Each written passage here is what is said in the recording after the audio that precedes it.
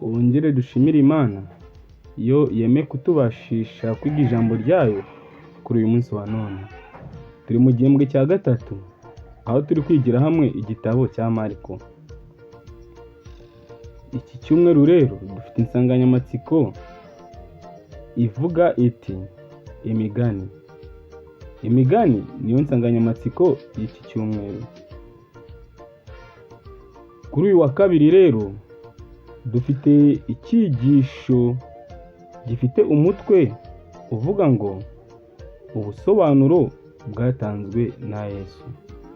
Ubusobanuro bwatanzwe na Yesu nicyo cyigisho cy'uyu munsi, aho icyo kwibukwa tugisanga mu gitabo cya Mariko igice cya 24 igice cya 4 umurongo wa 24 kugeza wa 25. Icyo kwibukwa kiravuga kiti, arababwira ati nimuzirikane ibyo mvuga, urugero mugeramo nirwo muzagererwamo kandi muzarushirizwaho, kuko ufite azahabwa kandi udafite azakwa n'icyo yibwiraga ko afite. Aya niyo magambo y'icyo kwibukwa turi kuzirikana cyane muri iki cyumweru. Icyigisho rero cy'uyu munsi kuri wa kabiri kiragira kiti ubusobanuro bwatanzwe na Yesu. Yesu akimara guca umugani ntabwo yahise atanga ubusobanuro bwawo. Muri Mariko igice cya 4 umurongo wa 1 hatubwira ko Yesu yabanje gucira uwo mugani imbaga y'abantu benshi cyane. Nyuma yaho ubwo yari kumwe n'itsinda rito ry'abantu nibwo yavuze icyo uwo mugani usobanuye. Reka nshuti mukundwa nkurarikire gusoma igice cya 4 cya Mariko umurongo wa 13 dukomere tugeze ku murongo wa 20. Mbese ni gute Yesu yasobanuye umugani w'umubibyi? Twibuke uyu mugani w'umubibyi ubwo Kristo yagaragazaga imbuto z'ubwoko bumwe ariko ziterwa ku butaka butandukanye bw'ubwoko bune. Twagiye tubona yuko imbuto zagiye zitanga umusaruro bitewe n'ubutaka zagiye zigwaho. Nshuti mukundwa, ndagira ngo twumve ubusobanuro bw'uyu mugani dukurikije uko Yesu yawusobanuye. Reka tujye mu gice cya 4 cya Mariko turebe umurongo wa 13 tugeze uwa 20. Arababaza ati, mbese ko mutazi iby'uwo mugani, indi migani yose muzayimenya gute? Umubibyi nubiba ijambo ry'Imana. Amen. Izo mu nzira aho iryo jambo ribibwa, abo nibo bamara kumva uwo mwanya Satani akaza agakuramo iryo jambo ryabibwe muri bo. Nizibibwe mukara nabo nuko iyo bumvise iryo jambo uwo mwanya baryemera banezerewe, ariko kuko batagira imizi muri bo bakomera umwanya muto.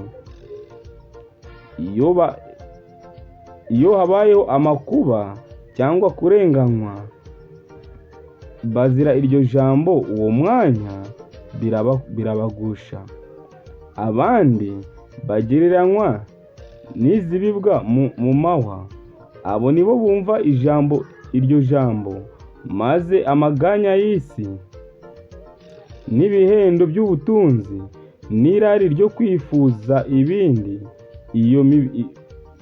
iyo bibinjiyemo mu mutima biniga iryo jambo ntiryere.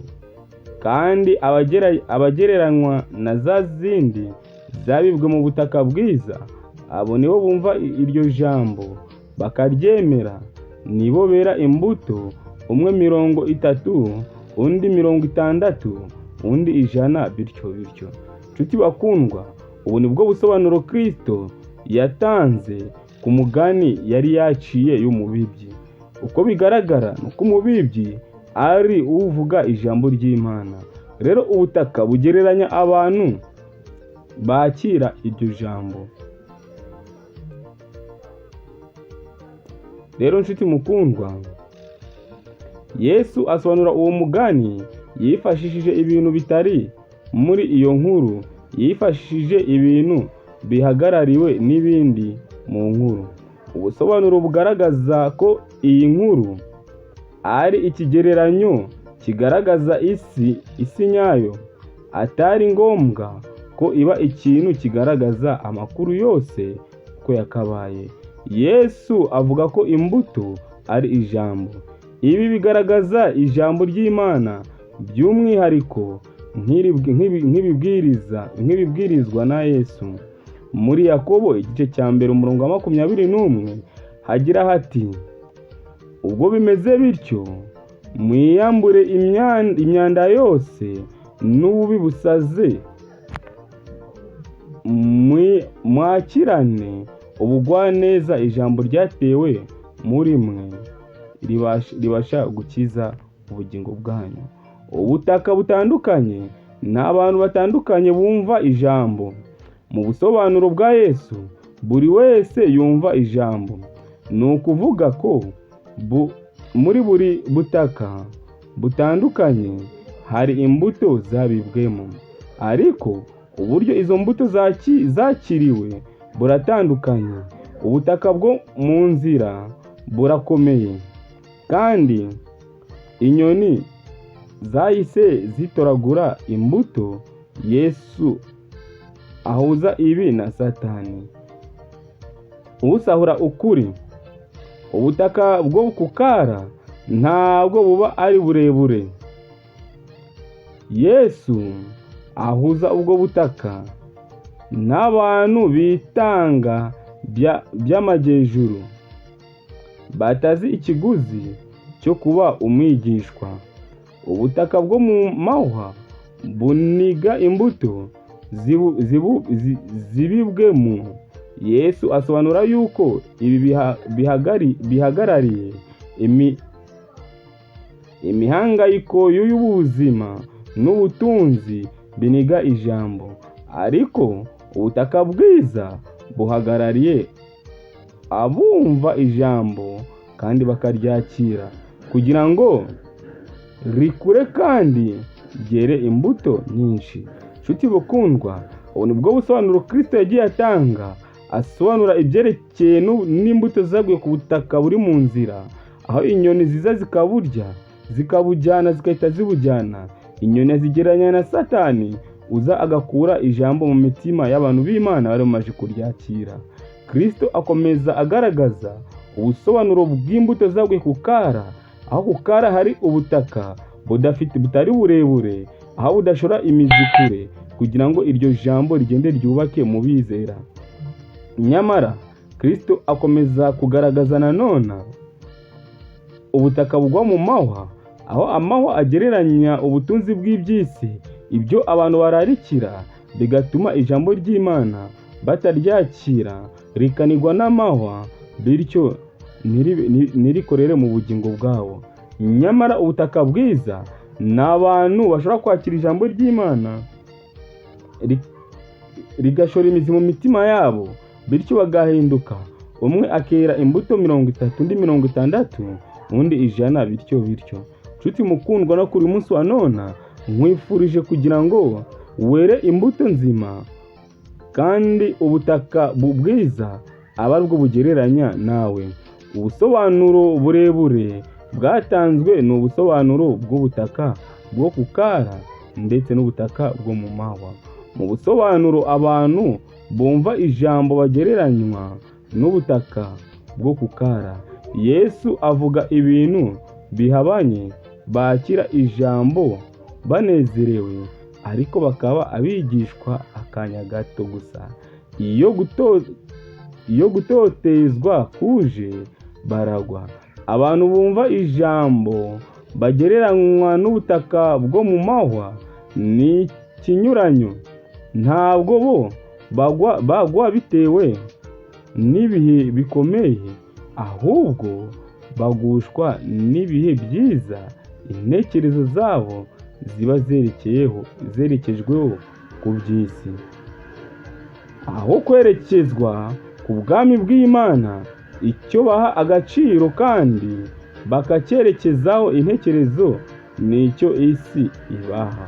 Nshuti bakundwa, agaciro kandi tukwiye kugaha ijambo ry'Imana kuruta uko tugaha ibyo isi iduha.